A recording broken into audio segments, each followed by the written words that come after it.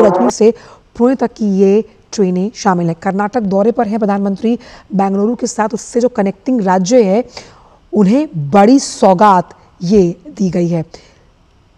देश के रेल के सफ़र में ये ऐतिहासिक कदम है। आप देख सकते हैं कि जो वहाँ पर लोग हैं प्रधानमंत्री को देखने आए, उनसे हाथ हिलाकर प्रधानमंत्री उनका अभिवादन स्वीकार करते हुए और ये तस्वीर हरी झंडी दिखाते हुए उन 3 ट्रेन्स को, जो 3 वंदे भारत ट्रेन हैं जो 4 राज्यों को जोड़ती हैं, जैसा कि मैंने बताया, जिसमें बेंगलुरु से बेलगावी है, अमृतसर से श्री माता वैष्णो देवी कटरा और नागपुर अजनी से पुणे तक की ट्रेनें शामिल हैं। इसमें 2 का वर्चुअल रूप से किया गया है उद्घाटन और 1 फिजिकल फॉर्म में। आप देख सकते हैं प्रधानमंत्री यहाँ पर मौजूद हैं। तो कनेक्टिविटी के लिहाज से आज ये बड़ा दिन कि रेल यात्रा को सुलभ, सुगम और इन अनुभवों को बहुत अहम बनाने के लिए ये तीनों वंदे भारत एक्सप्रेस जिन्हें आज फ्लैग ऑफ किया गया है, ये पहली जो वंदे भारत ट्रेन है बेलगावी से क्रांतिवीर संगेली रायण बेंगलुरु के बीच चलेगी। अब इसमें होगा ये कि वो बेंगलुरु, तुमकुरू, हासन, चिकमंगलुरु, चित्रदुर्ग, दावणगेरे उन तमाम जो ज़िले हैं उनके बीच तेज़ रफ्तार के साथ जो है वो दौड़ेगी। दूसरी वंदे भारत एक्सप्रेस अजनी नागपुर से पुणे के बीच शुरू होगी, जिसे हरी झंडी दिखाई है प्रधानमंत्री ने, जिसमें नागपुर, वर्धा, अमरावती, अकोला, जलगांव। अब देखिए छोटे छोटे ये ज़िले हैं और इन वंदे भारत एक्सप्रेस ट्रेन के चलने से यहाँ से लोगों का सफ़र करना, चाहे वो ट्रैवल उनके अपने पर्सनल यात्रा के अनुभव के लिए हो, आर्थिक लिहाज से हो, पर्यटन को गति देने के भी लिहाज से, वंदे भारत एक्सप्रेस ट्रेन्स को ये जो हरी झंडी दिखाई गई है। अब देखिए मेक इन इंडिया का जो वो शेर है वो भी ये बताता है कि इन ट्रेन्स के जो मुख्य पार्ट्स हैं जिनसे इन ट्रेन्स को बनाया गया है वो मुख्य तौर पर आत्मनिर्भर भारत के सूचक हैं, क्योंकि उनकी तैयारी भारत में ही की गई है। और तीसरी वंदे भारत ट्रेन अमृतसर से श्री माता वैष्णो देवी कटरा के बीच, जिसे हरी झंडी दिखाई प्रधानमंत्री ने, अमृतसर, जालंधर, पठानकोट, जम्मू और रियासी के यात्रियों को क्या देगी? एक तेज और आरामदायक यात्रा का अनुभव। अभिषेक सिंह जुड़ गए। अभिषेक, रेल यात्रा का ऐतिहासिक अनुभव और यहाँ पर जो तस्वीरें हम दिखा रहे हैं, प्रधानमंत्री खुद रेल के अंदर मौजूद है, वहाँ पर जो बच्चे मौजूद हैं उनके अनुभवों को सुनते हुए नजर आ रहे हैं। गति एक अच्छे अनुभव के लिहाज से आज का दिन अहम मान सकते हैं। बिल्कुल आचल, देखिए काफी आप इसे महत्वपूर्ण कह सकते हैं, ऐतिहासिक दिन कह सकते हैं, न सिर्फ देश के लिए, खास तौर पे कर्नाटक के लिए, क्योंकि आज कर्नाटक को जो है वो 11वीं वंदे भारत की सौगात मिली है प्रधानमंत्री नरेंद्र मोदी के द्वारा। और ये 11वीं वंदे भारत है जो कि बेंगलुरु से बेलगावी यानी कि औद्योगिक क्षेत्रों को जोड़ेगी। काफी बड़ा एक इम्पोर्टेंस है इन दोनों शहरों का, क्योंकि बेंगलोर को आप जानते हैं आईटी सिटी के नाम पे जाना जाता है और बेलगावी का जो इलाका है वो औद्योगिक क्षेत्र है। तो ऐसे में काफी बहुत प्रतीक्षित भी कह सकते हैं इसे कि वंदे भारत को लेकर के लोगों को उम्मीद थी कि प्रधानमंत्री इसकी शुरुआत करेंगे और वो दिन है जिससे प्रधानमंत्री ने इसकी शुरुआत की। इसके साथ साथ रूट से भी प्रधानमंत्री ने फ्लैग ऑफ किया वीडियो कॉन्फ्रेंसिंग बेंगलुरु के इसी स्टेशन से, जो कि 2 यानी कि माता वैष्णो देवी कटरा से लेकर के गोल्डन टेम्पल यानी कि अमृतसर के बीच में चलेगी, उसकी भी शुरुआत प्रधानमंत्री ने की। और ये दोनों जगहों के बीच में अगर आप देखेंगे कि जो श्रद्धालु है उनका काफी फ्लो होता है, फुटफॉल इन दोनों जगह पे काफी ज्यादा है, इन दोनों जगह पहुंचने वाले लोग काफी ज्यादा है। तो ये लोगों को के लिए बहुत बड़ी राहत है, खासकर उन लोगों के लिए जो धार्मिक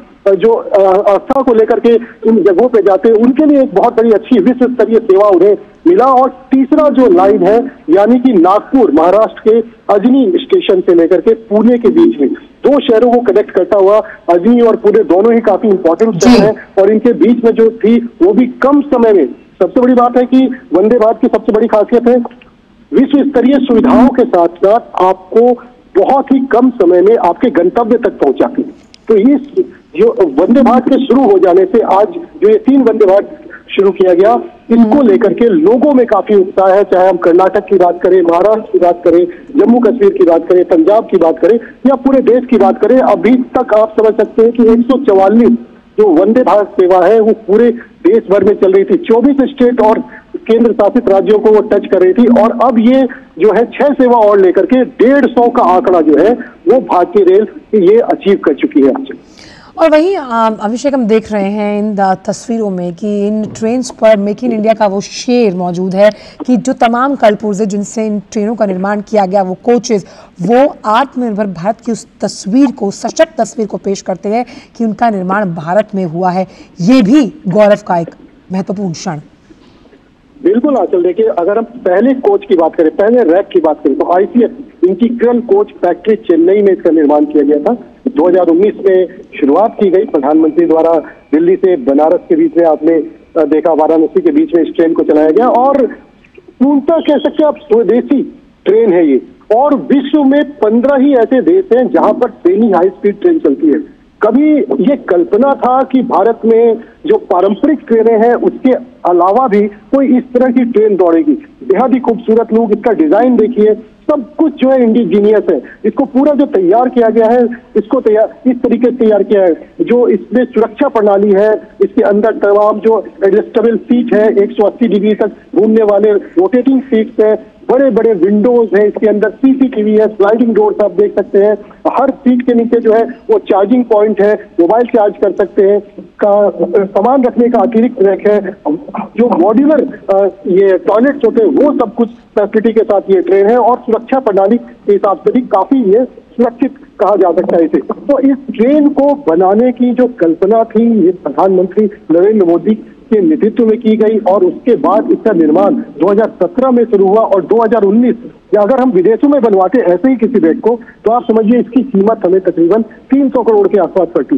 लेकिन यही जब देश के अंदर बना तो इसके सिर्फ पहला रैक जो है उसके सिर्फ 100 करोड़ में उसे तैयार किया गया और आने वाले समय में इसका जो कॉस्टिंग है वो और भी कम होता जा रहा है।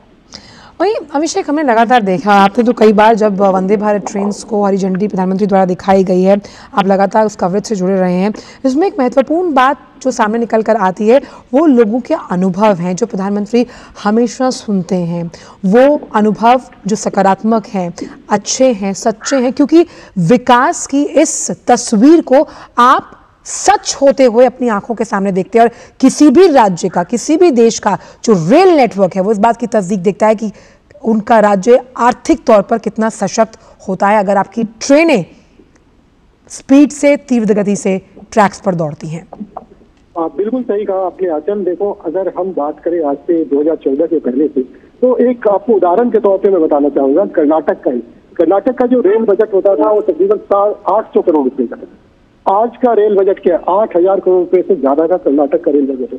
आप समझ सकते हैं कि रेलवे किस तरीके से जो है कायाकल्प कर रहा है, चीजों की कायाकल्प कर रहा है। चाहे मेंटेनेंस की बात करें, 100% इलेक्ट्रिफिकेशन की बात करें, हम नई ट्रेनों की बात करें, ट्रैक मेंटेनेंस की बात करें, या फिर स्टेशनों के मॉडर्नाइजेशन की बात करें, अमृत ट्रेन की शुरुआत हो, तमाम जो भारतीय रेलवे को कैसे पारंपरिक लीक से हटा करके वर्ल्ड क्लास बनाया जाए। न सिर्फ ट्रेनें बल्कि स्टेशन भी, स्टेशन के आसपास की जगहों पर आपने गांधीनगर रेलवे स्टेशन देखा, आपने बड़े बड़े और भी स्टेशन देखे, कैसे उनका जो है पुनर्विकास किया गया, उसको किस तरीके से नए तरीके से बनाया गया। 5 स्टार होटल तक जो है अब रेलवे स्टेशन के ऊपर बने आपको नजर आते हैं। तो ये एक कुछ बड़े बदलाव हैं जो कि आप दशकों तक नहीं देख पाए, लेकिन एक दशक के अंदर आपने बहुत कुछ बदलते देखा। अच्छा, और वहीं अगर अभिषेक हम इसे इस तरह से भी समझें कि खास तौर पर कनेक्टिविटी को बहुत इम्पॉर्टेंट एस्पेक्ट मानते हैं प्रधानमंत्री किसी भी राज्य की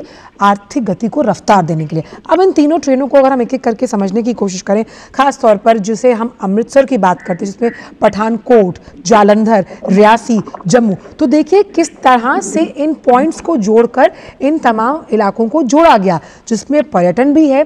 आर्थिक लिहाज से आप अपने गंतव्य से दूसरी जगह अगर जाते हैं तो आपके समय की भी बचत होगी। बिल्कुल, आपने बिल्कुल ठीक कहा। जो अमृतसर से माता वैष्णो देवी कटरा के बीच में जो शुरू हो रहा है, इसमें काफी इम्पोर्टेंट आप शहर भी आते हैं। आप व्यापारिक गतिविधियों को लेकर के भी देख सकते हैं, आप लोगों के आवागमन को भी लेकर के देख सकते हैं। आप पठानकोट, जम्मू, रियासी, अमृतसर, जालंधर, आप स्ट्रैटेजिक तौर पर भी इसे काफी महत्वपूर्ण माना जा सकता है। इस तरीके से घाटी तक, ये घाटी के कटरा तक पहुंच रही है, तो स्ट्रेटेजिकली भी जो कनेक्टिविटी है उसको बढ़ावा जितना मिलेगा, हमें सामरिक रूप से भी हम उतना ज्यादा मजबूत होंगे। देखिए, प्रधानमंत्री नरेंद्र मोदी ने लुक ईस्ट को एक्ट ईस्ट में तब्दील किया, यानी कि जो नॉर्थ ईस्ट है वहां पर प्रधानमंत्री ने कहा कि सभी राज्यों की राजधानियों तक रेलवे की कनेक्टिविटी होनी चाहिए। आज 6 स्टेट ऐसे हो चुके हैं जहां की राजधानी नॉर्थ ईस्ट में, वहां तक रेल की पहुंच हो चुकी है, वहां की राजधानियों तक रेल पहुंचने जा रही है। चाहे हम बात अब मिजोरम की करें, हम बात करें असम के अलावा और जो राज्य है वहां की बात करें, वहां तक पहुंच हो रही है। सीमावर्ती राज्य जम्मू कश्मीर को आप देखिए, अभी चिनाब ब्रिज, वर्ल्ड का सबसे बड़ा आर्क ब्रिज, प्रधानमंत्री ने उसको उस राष्ट्र को समर्पित किया। घाटी तक जो पहुंच है वो कैसे पूरा हुआ, यानी कि घाटी के लोगों के लिए कितना बड़ा एक राहत। अब ऑल वेदर कनेक्टिविटी आप कह सकते हैं, क्योंकि मौसम की मार के कारण सड़क मार्ग का क्या हाल होता था आपने देखा होगा, लेकिन ऑल सीजन कनेक्टिविटी होने से अब घाटी के लोगों के पास जो है आने जाने में 3 से 3.5 घंटे का वक्त, जबकि रोड के रास्ते 8 से 10 घंटा लग जाता था। कनेक्टिविटी जहां बेहतर होगा वहां विकास आएगा। और प्रधानमंत्री ने शुरू से कहा है कि 2014 में जब उन्होंने गांधीनगर रेलवे स्टेशन का फाउंडेशन किया था, वहां उसके पुनर्विकास का, तो उन्होंने कहा था रेल को गति तो देश को प्रगति। आज देखिए पूरे देश में रेल किस तरीके से बदलाव से गुजर रहा है। बहुत छोटे छोटे शहरों में हम देखते हैं, बड़े शहरों में भी देखते हैं, आप देखते होंगे कि जब वंदे भारत ट्रेन अभी भी गुजर रही है, जबकि 150 वंदे भारत ट्रेन चल चुकी है, तब भी लोग जो है वो खड़े होकर के उसका वीडियो बना रहे थे, रील बना रहे थे। तो ये रेल ने एक पहचान बनाई है, देश ने एक नई पहचान बनाई है आंचल, जो ये पिछले 1 दशक के अंदर हुआ है। और साथ ही जिस तरह से हमने अभी जिस ट्रेन का जिक्र हम कर रहे हैं, ये धार्मिक और सांस्कृतिक विरासत को संजोने का भी एक बहुत बड़ा अवसर है, क्योंकि माता वैष्णो देवी पर हर साल हम देखते हैं वहाँ पर लोग अपनी आस्थिक भावनाओं के साथ आध्यात्मिक तौर पर जुड़े हैं, और उस लिहाज से तीर्थयात्रियों के लिए भी एक नई सौगात है ये ट्रेन। बिल्कुल, बहुत बड़ी सौगात है। देखिए माता वैष्णो देवी के लिए दिल्ली से तो ट्रेन चली रही थी, वंदे भारत एक्सप्रेस ट्रेन दिल्ली से माता वैष्णो देवी के लिए पहले से चालू है, लेकिन अब अमृतसर से भी ये ट्रेन जो शुरू हुई है। तो आप समझ सकते हैं कि जब कोई भी एक आम यात्री को, एक छोटे परिवार को ही लीजिए कि वीकेंड पे ही या जब छुट्टी उसे मिलता है, तो वो सोचता है कि वो जाकर के किसी धार्मिक स्थल पे जाकर के पूजा कराए, दर्शन कराए। ऐसे में अब उसे जो फायदा होगा 2 जगह का हो सकता है, अमृतसर का भी और माता वैष्णो देवी का भी। गोल्डन टेम्पल में भी वो मत्था टेक सकते हैं और माता वैष्णो देवी में भी जाकर के वो पूजा कर सकते हैं। तो ये एक तरीके की जो सोच रही है धार्मिक पर्यटन को भी बढ़ावा देने का, ये मोदी सरकार का, ये जो है ये काफी ज्यादा देखने को मिला। कई सारे शहर हैं, अगर वंदे भारत की कनेक्टिविटी को आप देखें, चाहे साउथ में देख लें या फिर नॉर्थ इंडिया में, वेस्ट इंडिया में, ईस्ट इंडिया में, तो यहाँ पे धार्मिक स्थलों को कनेक्ट करने में वंदे भारत की एक अहम भूमिका रही है। और एक चीज और बहुत जल्द जो आज रेल मंत्री अश्विनी वैष्णव ने बताया कि बहुत ही जल्दी सितंबर तक में आपको वंदे भारत का स्लीपर वर्जन भी ट्रेनों पर दौड़ता नजर आएगा। यानी कि इसी बेंगलोर से DEML में जो है इसका निर्माण हुआ था, निर्माण चल रहा है और लगभग वो कंप्लीट हो चुका है, और इसका टेस्टिंग के लिए भी वो अब उसको भेजने की तैयारी कर रही है। तो बहुत जल्दी जो है अब भारत का एक और नया चेहरा, रेलवे का एक और नया चेहरा जो है वो आपके सामने आएगा, जो कि स्लीपर वर्जन होगा वंदे भारत का, एक प्रीमियम ट्रेन जो कि विश्व स्तरीय अनुभव है यात्रियों को आनंद दिलाएगी। और इसीलिए जब भी हम रेलवे स्टेशंस के गुणवत्तापूर्ण सुगम अनुभव की बात करते हैं, ट्रेनों के सुखद अनुभव की बात करते हैं, कनेक्टिविटी को बढ़ाने का जिक्र करते हैं, ऐसे में वंदे भारत ट्रेन्स जो लगातार अपना विस्तारीकरण कर रही हैं हर चरण के साथ, जिसमें तकनीक से वो लैस है, अत्याधुनिक सुविधाओं की उपलब्धता आपको सुनिश्चित करवाई जाती है, ये अपने आप में आत्मनिर्भर भारत की एक सशक्त तस्वीर वैश्विक पटल पर भी पेश करती हुई। बिल्कुल अचल, ये निश्चित तौर पे कहा जा सकता है कि 15 विश्व में से 15 ऐसे ही देश हैं जहाँ पे इस तरह की ट्रेनें, सेमी हाई स्पीड ट्रेन चलती है, और भारत का इसको 180 किलोमीटर के अधिकतम रफ्तार पे इसे जो है परखा जा चुका है। 130 किलोमीटर की एवरेज स्पीड पे इसे चलाई जा रही है। ट्रैक जहाँ पे अच्छा है वहाँ पे इसे इसकी स्पीड और बढ़ाने की बात की जा रही है। आप समझिए कि आज इस वंदे भारत ट्रेन को कोई अगर डिमांड की बात करें तो एशिया के कई कंट्रीज हैं, जो यूरोप के कई कंट्रीज हैं, वहां पर ऐसे सेमी हाई स्पीड ट्रेन की जो है वो डिमांड चल रही है, उनका डिमांड है। लेकिन सरकार का पहला लक्ष्य ये है कि मोदी सरकार का ये टारगेट किया है कि अगले 3 साल के अंदर 200 नए और वंदे भारत ट्रेन को पहले भारत में भी अलग अलग शहरों, छोटे शहर, बड़े शहरों से जोड़ा जाए। उसके बाद जो है इसको इसके एक्सपोर्ट की बात होगी। पहले देश के अंदर कनेक्टिविटी, नए रफ्तार और वर्ल्ड क्लास फैसिलिटी लोगों तक पहुंचाई जाए, जो कि पुराने पारंपरिक ट्रेनों की लीक से बिल्कुल अलग हो और बिल्कुल नया हो, सुविधाजनक हो, आरामदायक हो और लोगों को हर तरीके से सुरक्षित रखे। और साथ ही हमने हमेशा देखा है अभिषेक, इन ट्रेनों को जब भी देश को समर्पित किया जाता है, राज्य को समर्पित यानी कि राष्ट्र को समर्पित, लोकहित को समर्पित, ऐसे में उनके पीछे जो हाथ जिन्होंने इन ट्रेनों के सुगम और सुलभ अनुभव को जो अब लोगों तक पहुंचेगा, उसके पीछे जिन हाथों ने काम किया है, यानी कि उन वर्कर्स से हमेशा प्रधानमंत्री चिर परिचित अंदाज में बात करते हैं, उनसे भी सुनते हैं। और ये श्रमजीवी जिस तरह से जुड़ते हैं या लोगों के जो अनुभव वो सुनते हैं, वो चेहरे पर मुस्कान, उस विश्वास बहाली का भी कहीं ना कहीं एक बहुत बड़ा उदाहरण है, जो ये दिखाती है कि अगर आपकी राजनीतिक इच्छा शक्ति मजबूत है तो 140 करोड़ हिंदुस्तानियों का विश्वास भी इसी तरह हमारे सामने आता है।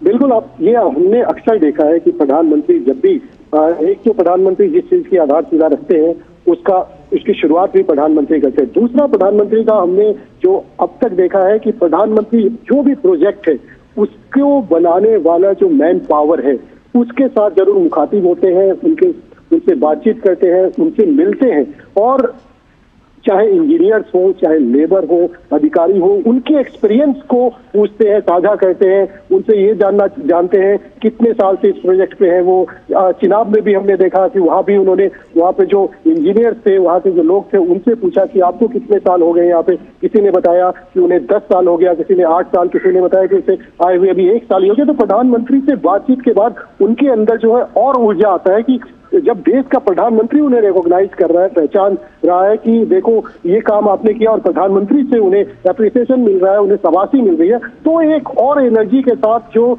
ये मैन पावर है और नए प्रोजेक्ट के ऊपर वो आगे बढ़ता है। और प्रधानमंत्री की हमेशा की एक खासियत रही है कि ऐसे मौकों पर वो इन लोगों से मिलते हैं, साथ साथ जो बच्चे हैं उन बच्चों से भी इंटरेक्ट करते हैं, उन बच्चों से भी मिलते हैं, उनसे उनका अनुभव पूछते हैं कि कैसा लगा आपको ये ट्रेन, इस ट्रेन के अंदर और क्या होना चाहिए, इस ट्रेन में आपको कितना सुविधा। अच्छा, इसमें एक बहुत अच्छी बात यह है अभिषेक कि प्रधानमंत्री फीडबैक मैकेनिज्म को बहुत ज़्यादा महत्वपूर्ण मानते हैं। यानी अगर आपने एक बेंचमार्क सेट कर दिया है तो उसका मतलब ये नहीं कि हम इससे अच्छा काम नहीं कर सकते। उनका मानना हमेशा से ये रहा कि आप इससे और बेहतर, इससे और अच्छा, गुणवत्तापूर्ण कर सकते हैं। और पूरे देश के सर्वांगीण विकास में अगर आपके सुझाव बहुत अहमियत रखते हैं तो इस तरह के प्रोजेक्ट्स में प्रधानमंत्री ने हमेशा लोगों की बात सुनी है, उनके अनुभवों को समझा है और उस पर अमल करने के लिए भी कहा गया है, जो रिस्पेक्टेड मंत्रालय उससे जुड़े हुए हैं। बिल्कुल अचल, और आपने आज भी जैसे देखा प्रधानमंत्री नरेंद्र मोदी यहाँ बेंगलुरु के KSR रेलवे स्टेशन पे आने के बाद जब वो इस नए बेंगलोर बेलगावी वंदे भारत ट्रेन के कोच के अंदर दाखिल हुए तो उन्होंने सबसे पहले वहाँ मौजूद जो बच्चे बैठे थे उनसे बातचीत किया, उनसे जाना उनका क्या फीडबैक है ट्रेन के बारे में। उनको और बच्चे बहुत खुश थे, उस ट्रेन के अंदर जो बच्चे थे वो बहुत खुश थे। एक तो ऐसी ट्रेन के अंदर उन्हें बैठने का मौका मिला और वो भी इनॉग्रल रन पर, जबकि इसकी शुरुआत हो रही है और उनके सामने प्रधानमंत्री और किसी और को नहीं, वो प्रधानमंत्री से बातचीत कर रहे हैं, प्रधानमंत्री को अपना फीडबैक बता रहे हैं, चीजें बता रहे हैं, उन्हें क्या अच्छा लगा और क्या उन्हें इसमें चाहिए। तो ये एक प्रधानमंत्री का फीडबैक का जो है एक तरीका है जो कि डायरेक्ट भी है और इसके अलावा भी कई सारे तंत्र जो उनके जरिए भी उन तक प्राप्त होता है। और क्या देश के अंदर नए प्रोजेक्ट की शुरुआत होनी चाहिए, किस तरीके से 2047 में विकसित भारत को बनाने का जो संकल्प है उसको पूरा किया जाए, ये सारे फीडबैक को लेकर के प्रधानमंत्री आगे की सोच को लेकर आगे बढ़ते हैं। अच्छा, इसमें एक और चीज़, क्योंकि हम लगातार उन सुविधाओं का जिक्र कर रहे हैं, आखिरकार ट्रेन के सफ़र को जब हाईटेक बना दिया गया है तो उन सुविधाओं के बारे में भी ज़रा जिक्र कर लेते हैं, क्योंकि आपने तो वो ट्रेन अंदर से देखी भी है, जिसमें हम फोल्डेबल स्नैक्स टेबल की हम बात करते हैं, पोर्टेबल चार्जर्स पॉइंट्स हैं और स्पीड, लोकेशन और अगले स्टेशन की जानकारी यानी कि रियल टाइम इंफॉर्मेशन भी साझा की जाएगी। और सबसे अहम बात कि स्वदेशी सेमी हाई स्पीड जो वंदे भारत एक्सप्रेस की जो कवच सुरक्षा प्रणाली है, ये अपने आप में इसे अलग अलहदा बनाती है। बिल्कुल, बहुत ही आप कह सकते हैं भारत का सबसे लग्जरी ट्रेन इसे आप कह सकते हैं। इसके जितने भी कोच हैं, अगर इकोनॉमी क्लास की बात करें तो आपको लगेगा कि कोई आप जैसे पहले की पिक्चरों में हम देखते थे कि विदेशों में ट्रेन दिखाई जाती है, आपको उससे बेहतर लुक आएगा। इसको इंटीरियर की या एक्सटीरियर की बात करें, इसके एग्जीक्यूटिव क्लास की बात करें तो एग्जीक्यूटिव क्लास में आप देखेंगे कि जैसे विस्टा डोम कोच देखते हैं उस तरीके का इसके अंदर भी विंडोज दिया गया है। तो विस्टा डोम की तरह अगर ऊपर को अगर छोड़ दे, दोनों साइड के अगर विंडोज को देखें तो उस तरीके का है। एडजस्टेबल आप कह सकते हैं कि आपको जिस तरीके से 1 बाय 1 सीट का सीक्वेंस होता है उसको आमने सामने परिवार की तरफ भी दोनों अगर बैठ के बात करना चाहे तो वो भी मूव हो जाता है। आप आराम से, आप अगर विंडो के बाहर बहुत अच्छा खूबसूरत नजारा है तो आप विंडो की तरफ घुमा के उसे देख सकते हैं। साथ साथ चार्जिंग के लिए जो पारंपरिक ट्रेनों में होता था कि चार्जिंग के लिए 1-2 पॉइंट ही बने होते हैं, उसमें आपको अपनी बारी का इंतजार करना पड़ता था, वैसा नहीं है। हर सीट के साथ चार्जिंग की सुविधा है। चाहे बॉटल होल्डर की बात करें या फिर चार्जिंग की बात करें, रीडिंग लाइट की बात करें, हम हर सीट पे जो है वो रीडिंग लाइट की आपको फैसिलिटी है ताकि दूसरे पैसेंजर को किसी तरीके की दिक्कत ना हो, किसी तरह के सुरक्षित जो पैसेंजर है वो रहे। इसके लिए सीसीटीवी कैमरा हर कोच के अंदर लगा है, कोच के बाहर लगा हुआ है, और साथ साथ स्लाइडिंग दरवाजे हैं। स्टेशन पे कई बार आपने देखा होगा कि ट्रेन चढ़ने या उतरते समय जो है हादसा, यात्री जो है हादसा के शिकार हो जाते हैं। इसमें ऐसा बिल्कुल नहीं है, बिल्कुल सुरक्षित है ये। यानी कि स्टेशन से जब खुलेगी है तो इसका स्लाइडिंग डोर ऑटोमेटिक बंद होगा और उसे फिर कोई भी यात्री या कोई नहीं खोल सकता। अगर कोई इमरजेंसी है तो टॉकबैक सिस्टम है वहां पर, जिसके जरिए आप ट्रेन के जो पायलट है उनको आप कांटेक्ट कर सकते हैं और उसके बाद जो है आपको तुरंत इससे मदद मिलेगी। तो ये सारी सुविधाएं कवच जैसी सुविधा, यानी कि और एंटी कॉलिजन, जैसे पूरा पारंपरिक ट्रेनों में देखते थे कोचेज इस तरह के होते थे कि अगर ट्रेन की दुर्घटना होती है तो ट्रेन के डिब्बे एक के ऊपर एक चढ़ जाते थे, जिसके कारण जो क्षति होती थी, जान माल का नुकसान होता था, वो काफी होता। अब ऐसे कोचेज बनाए जा रहे हैं जो कि बिल्कुल नहीं होंगे। अच्छा, इसमें बहुत अहम बात यह है कि मैं पीछे देख रही हूँ कि जो बैनर लगा है उसमें लिखा है gift of modern travel to Viksit Bharat, यानी नित्य नया नूतन और पूर्व चिरातन। आप अगर ट्रेन की तस्वीर जो लगातार हम अपने दर्शकों को इस मंच के माध्यम से दिखा रहे हैं, इस ट्रेन को सजाया गया है गेंदे के फूलों से और जो तिरंगे के रंग हैं उनसे जुड़े हुए गुब्बारों से। यानी अगर हम नित्य नया नूतन यानी अत्याधुनिकता को लेकर आ रहे हैं, इसका मतलब ये नहीं कि संस्कृति पीछे छूट रही है। और यही वजह है कि आप देखिए कि वंदे भारत का जो पहला कोच है उस पर स्वास्तिक बनाया गया है और ये इस भारत की पहचान है जो अपनी संस्कृति, अपनी सभ्यता को संजोकर अपने विरसे पर गर्व करता है। बिल्कुल बिल्कुल आंचल, देखिए कुछ और भी खासियत इस ट्रेन की मैं आपको बताना चाहूंगा जी। पूरा ट्रेन एयर कंडीशन तो है ही, साथ साथ इसमें जो तापमान नियंत्रण है उसकी भी स्वतः जो है वो ऑटोमेटिक सिस्टम है कि आपको उस तापमान को भी जो है ये उस हिसाब से नियंत्रित रखेगा। लंबी दूरी के लिए इसकी जो सीटें हैं उसको डिजाइन की गई है। इंफोटेनमेंट और इंटरटेनमेंट के लिए स्क्रीन लगाए गए हैं, साथ साथ एलईडी लाइट्स लगाए गए हैं ट्रेन के अंदर। इसके अलावा सारे ऑटोमेटिक स्लाइडिंग डोर, जैसा मैंने आपको बताया, पैनोरमिक व्यू वाले विंडोज जो मैं बताया था, काफी बड़े बड़े विंडोज है। बायो वैक्यूम वाले जो है इसके अंदर सारे टॉयलेट्स है, मतलब कि जो गंदगी है उससे निजात पाने की एक बड़ी कोशिश की गई है। इसके अलावा सुरक्षा को लेकर के बात करें, कवच सिस्टम जो भी अब ट्रेन आ रही है, टक्कर रोधी कवच सिस्टम, उसके ये सारे ट्रेन जो है वंदे भारत ये लैस है। फायर सेफ्टी की बात करें तो फायर सेफ्टी को, आग कहीं पे अगर ट्रेन के अंदर किसी वजह से गलती से भी या किसी कारण से लग जाता है तो उसको तुरंत ऑटोमेटिक पहचान कर उसे बुझाने की भी इस ट्रेन के अंदर व्यवस्था है। सीसीटीवी की निगरानी है पूरे ट्रेन के अंदर। आपातकालीन समय में हर कोच में इंटरकॉम सिस्टम की व्यवस्था है। ब्रेकिंग सिस्टम जो है वो इस तरीके का बना है कि जो 30% एनर्जी को भी सेव करती है। डुअल सस्पेंशन सिस्टम, यानी कि अगर आप 130-150 किलोमीटर पे भी अगर ये ट्रेन चल रही हो तो एक ग्लास पानी भी अगर आपने अपने टेबल पे रखा है तो पानी जो है उससे आपको सेकली नजर नहीं आएगा, मतलब वो हिलता डुलता नजर नहीं आएगा। इसकी सस्पेंशन सिस्टम इस तरीके से बनाया गया। तो आप समझ सकते हैं कितनी बारीक से बारीकियों को ध्यान में रखकर इस ट्रेन को बनाया गया है। इसी कारण से आज शायद ये इस सरकार की एक पहचान भी बन चुकी है वंदे भारत ट्रेन। और वही हमने देखा कि देश में करीबन 144 से ज़्यादा वंदे भारत ट्रेनों की सेवाएं संचालित हैं और अब इन 3 ट्रेनों के साथ ये संख्या 150 के पार पहुंचेगी। वहीं 6 करोड़ से ज़्यादा यात्री जो हैं वो वंदे भारत के सफ़र का अनुभव और आनंद लेते हैं। इस पर अगर अभिषेक ये देखें तो इन ट्रेनों में सबसे लंबी दूरी तय करने वाली वंदे भारत जो ट्रेन है वो है नागपुर अजनी पुणे वंदे भारत एक्सप्रेस और ये 881 किलोमीटर की दूरी तय करने वाली है।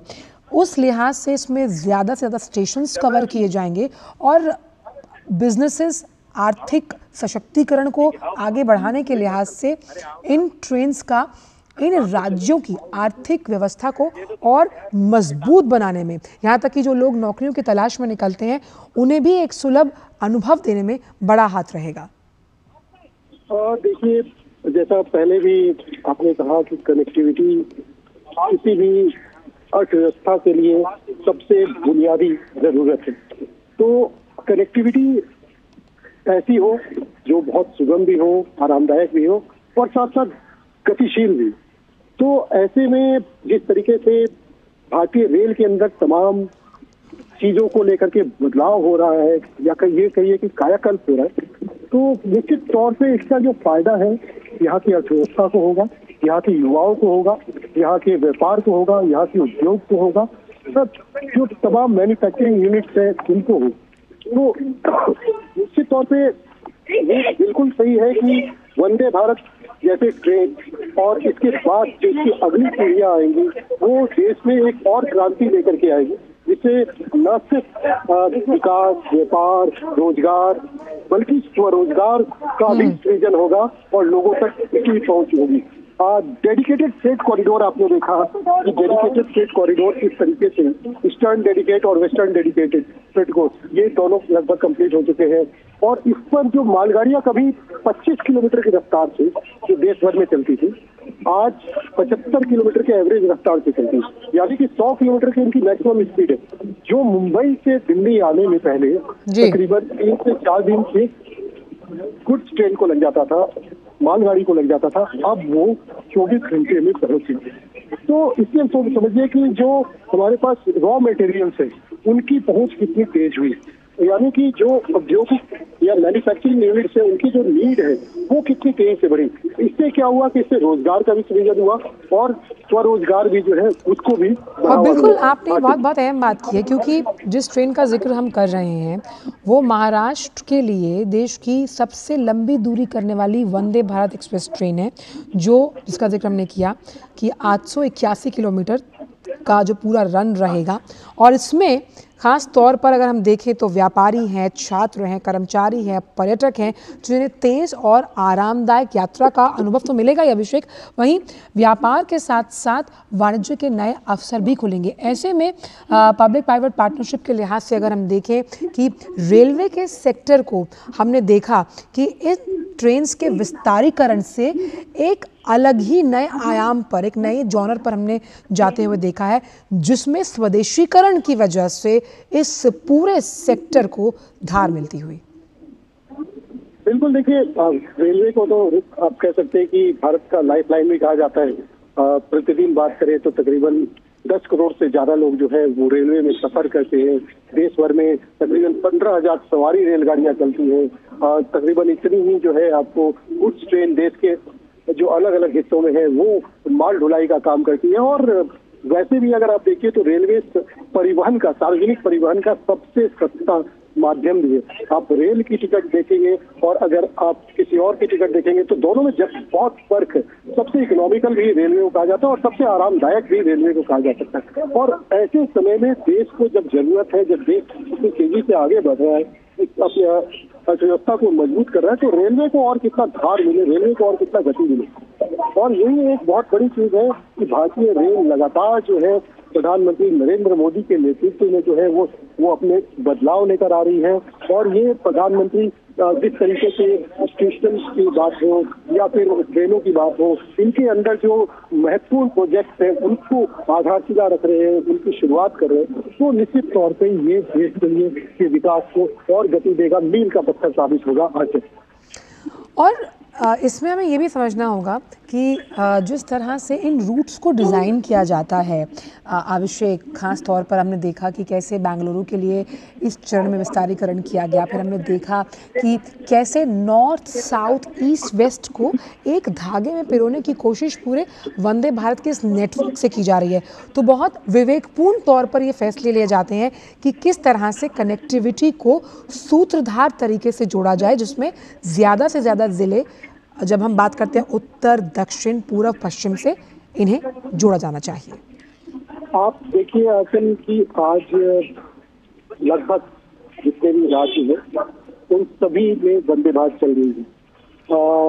हम एक आंकड़ा भी देख रहे थे वंदे भारत का कि अभी तक इन्होंने जो है वंदे भारत से तकरीबन कितने पैसेंजर्स, ये जो संख्या ये करोड़ तक पहुंच चुकी है वंदे भारत की उससे ज्यादा पैसेंजर्स ने वंदे भारत से सफर किया। फीडबैक भी हमने देखा वंदे भारत का कि लोगों का क्या फीडबैक है। जो एक बार सफर करता है वंदे भारत में, वो चाहता है कि वो दूसरी बार वंदे भारत से सफर करे। और खासतौर पे अब जो वंदे भारत के रूट्स को प्लान किया जा रहा है, जो बड़े शहरों के रूप में जहाँ काफी ज्यादा रश और लोगों को सुबह जाकर के शाम तक वापसी भी करनी है, वो अपना काम भी करना चाहते हैं, व्यापार या रोजगार का, और उसके बाद आना चाहते हैं, तो ऐसे रूट से वंदे भारत जो है उनको ज्यादातर चलाया जा रहा है। चाहे हम बात करें बेलगावी से लेकर के बेंगलुरु स्टेशन, जो ये वंदे भारत हुआ, या फिर धार्मिक